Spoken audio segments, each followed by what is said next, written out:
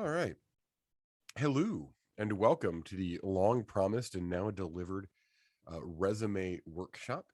No one has chosen to join us live, which makes me somewhat sad. I will admit, Frames did check in on her phone on a cross country road trip, but she said it was just to say hello because she just got a real professional job. Congratulations to Frames. Way to go out there and get it. But today, I am here to talk with you about how exactly we can turn your GAC experience, your GAC time as a counselor, into stuff on a resume for people who don't get it. Because as sad as that makes me, there are a lot of people out there who do not get it. And so we're going to turn your GAC into resume gold. Get it? Because it's Gold Arrow Camp. Okay. So here's the reality. We all know that working at camp is the kind of experience that gives you a ton of responsibility and lets you learn while you work, and really a lot of skills that are useful in the real world, be that collaboration, be that problem solving, be that time management, all these things that are really valuable in professional careers you learned as a counselor.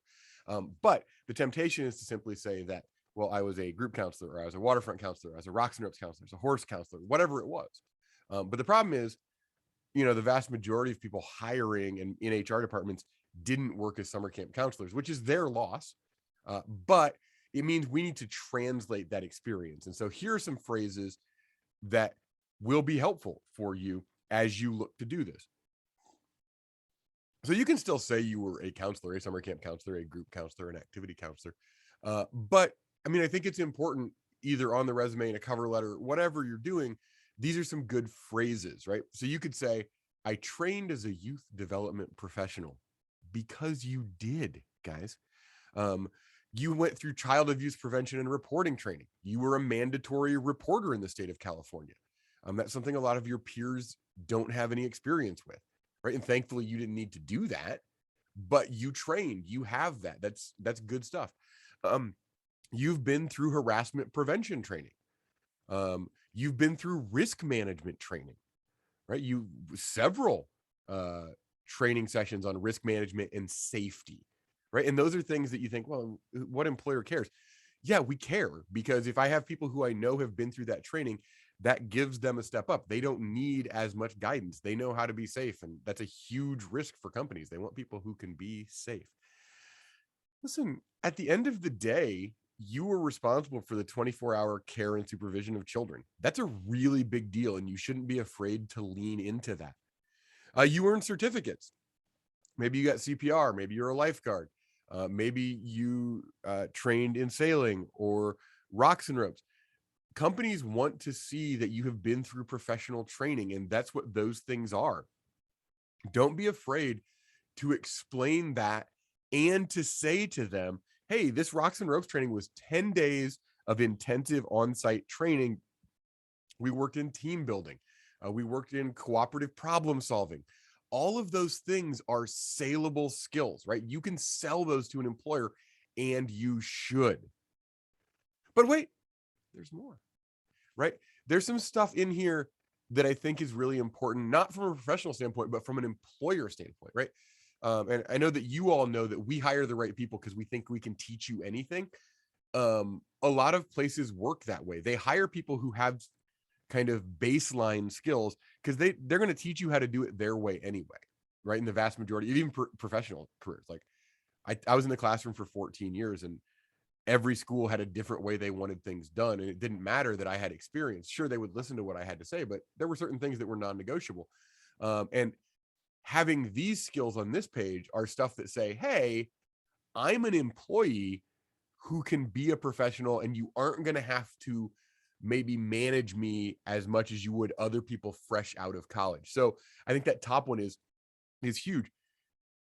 You worked and received training and then got to put that training into practice for conflict resolution between, and this says peers, right? Because you had to work through things with your coworkers, right? And maybe your program head, or maybe me, or Bean, or Chelster, or Peanut Butter, or helped you do that.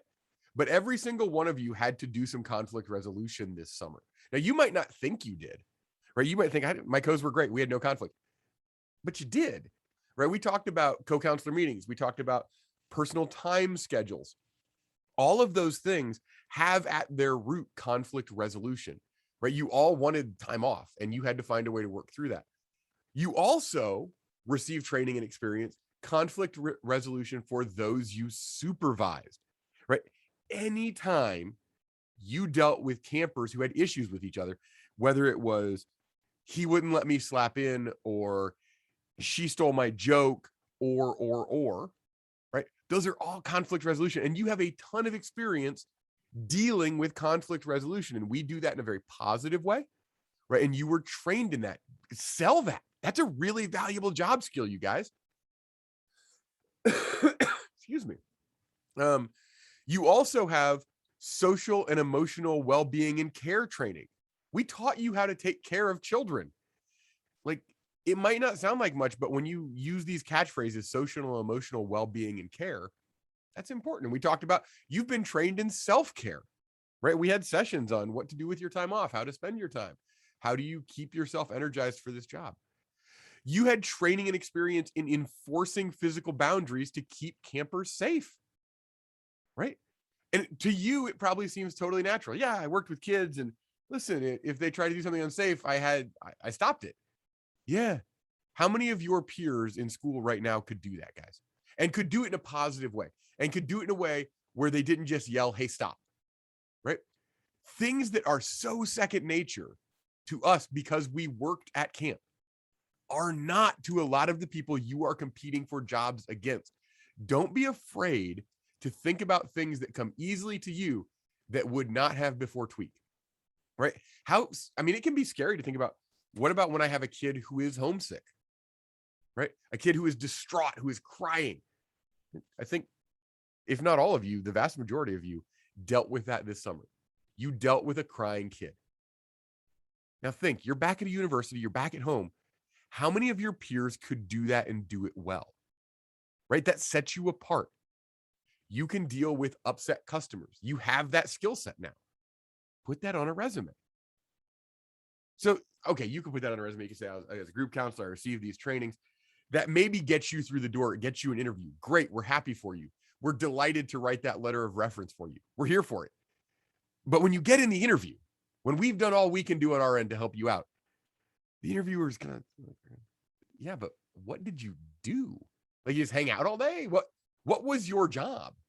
And that's an important question, because if you don't sell this job as this experience, well, they're going to think that you just hung out. They're going to think it's meatballs. They're going to think it's the Parent Trap.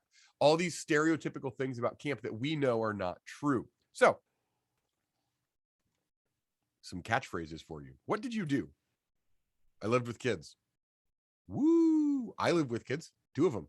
They're crazy people. That doesn't make me special in a job market. However, I supervised 10 children, being responsible for their physical, emotional, and social well-being. Wow. Like that, I'm impressed by that. But that's what you did. And you might say, well, I was an AC. Uh-huh. So you did this with a rotating group of kids in addition to the ones you lived with, right? Or you were GC for the day. You were GC. This was your job every single day, right?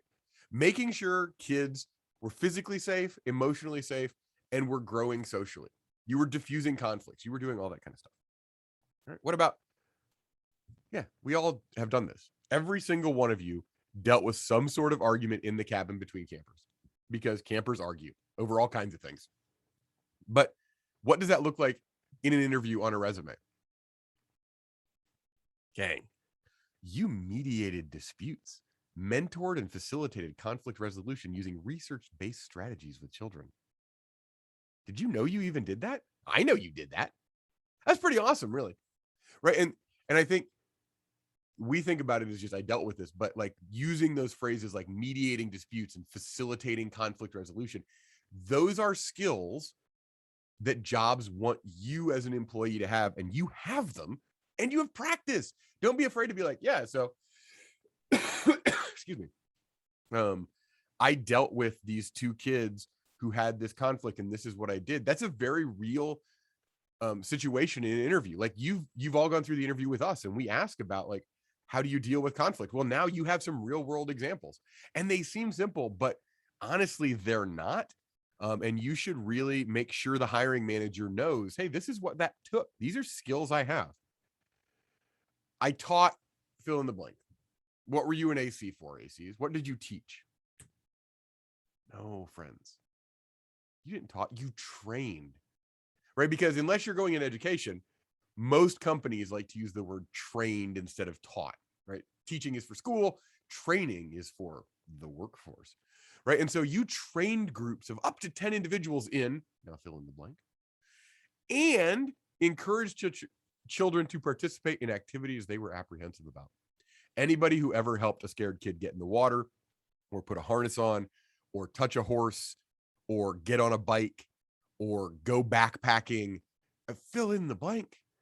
And the thing I think that often young people don't think about is if a hiring manager has a kid, they know what a nightmare kids can be. And so for you to be able to say, yeah, listen, so 10 kids would come and I would teach them to go sailing. And, sometimes they're scared. And this is what we did to encourage a kid to do a thing maybe they didn't want to do. Talk about a valuable skill in the workforce, right? Encouraging people who don't want to do something to do it. It's important with your coworkers. If you work in sales, we've just defined sales, right? Trying to convince somebody to do something they might not want to do is what sales is, right? And you have those skill sets. I was a GC. You supervised, you provided feedback, which again, think about it as an employee, right? You got feedback, you got evaluations, you got check-ins, you got all of those things. Other companies want you to be able to do that, and you can because you did. You supervised, you provided feedback, you oversaw logistics for, right? Which you're like, I didn't oversee logistics. You did. Did you get them sunscreened and in bathing suits and with a water bottle into the water ski dock? Congratulations, you oversaw logistics. And basically you did it for a small herd of cats, because I've seen campers and they're a small herd of cats. There's a lot of logistic support going on there that you provided as the GC. And you think, yeah, I was just going to activity. Yes. But think about the skills you learned in getting kids out of the cabin on time to activity with what they had to have. You had a lot of things going on up here and you could do that, right? Sell that. You provided discipline for 10 individual campers on a daily basis. That's huge, right? That means you're not just the average entry-level employee. You have experience in these things that companies want you to have experience in. You did this. And if you didn't, it showed up on your eval, right? You talk to campers every day. How you doing? What's going on? That doesn't seem like much until you say, I provided daily feedback. I provided direct feedback daily to up to 10 individuals, including behavior, goal setting, and their progress toward those goals. Guys, that's awesome. That's not just like I had checked in with campers. Like, no, I gave them feedback. I let them know what was going well, what wasn't. They let me know. A little back and forth. That's really powerful stuff in an interview on a resume. This is my favorite one. Like, I don't think, and nobody's in the room, but I would guess nobody would raise their hand and say, yes, I put planning our big campfire skit on my resume. No, because you shouldn't, because that would sound dumb, if I'm honest. But this, much better from a employees who can get things done point of view. You managed a group of 10 individuals in a collaborative process to develop, practice, and present a group performance to the entire camp community. And I know you're thinking, Soy, you're just like blowing these things up to make them more impressive, but I'm not. Because think about it. This is literally what you did to plan a skit. You got all of the people in your cabin together. Now, listen, for some of you, did this happen at or after dinner on Big Campfire Day? Yes, probably. Were those skits tremendously successful? No. Did you learn from that? I hope so. You really did. It was a collaborative process, right? We had to work together. Everybody has to be in the skit, right? You come up with it. You practiced it, or at the very least kind of went over what you were going to do. And then you presented it. There's a very real outcome there, right? Use that. You wrote parent letters. Yeah. You communicated directly with camper parents. You kept them appraised of their child's progress towards their stated goals and provided feedback to parents on behavior, goal setting, and overall experience. That's like legitimately a huge responsibility, right? That's why parent letters are such a big deal. They're very important for us. You should be selling that you talk to customers directly and let them know what their kids were doing when they couldn't see. It's a very important skill. You worked with your co's. Of course you did. You lived with them, right? You put that on a resume. People are going to go, great, you lived with people. We're impressed. But they're much more impressed if you worked collaboratively in a team to deliver the best camp experience to each child in our care, or collaborated daily in formal and informal meetings to address issues within the group and to adjust to camper needs as needed.